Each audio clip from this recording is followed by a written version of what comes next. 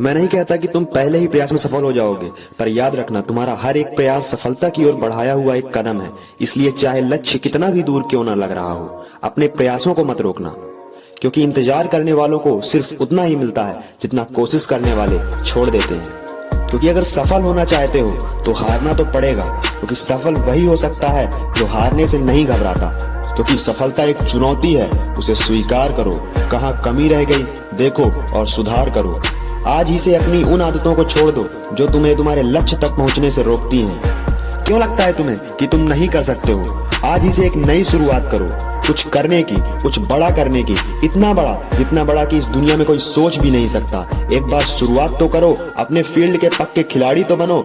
सफलता तो झक मारकर तुम्हारे कदमों में आकर गिरेगी। क्योंकि अगर सूरज की तरह चमकना चाहते हो तो सूरज की तरह जलना भी पड़ेगा। जब तक लक्ष्य की प्राप्ति न हो जाए तब तक मत रुको। सोते जागते उठते बैठते हर समय तुम्हारी आंखों में तुम्हारा लक्ष्य ही होना चाहिए। तुम्हारी आंखों में लक्ष्य प्राप्ति का भूत सवार होना चाहिए। तुम्हारा लक्ष्य प्राप्ति का जुनून पागलों की तरह होना चाहिए। अगर तुमने अपने जुनून को इस ऊंचाई तक पहुंचा दिया कि तुम्हारे आसपास के लोग तुम्हें पागल कहने लगे, तो समझ लेना कि अब तुम्हारे लक्ष्य को पाने से तुम्हें कोई नहीं रोक सकता। क्योंकि इस पूरी दुनिया में ऐसा कोई भी नहीं जो तुम्हारे संकल्प शक्ति के सामने टिक सके। याद रखना, सफर बहुत छोटा हो जाता है जब जुनून हद से पार निकल जाता है।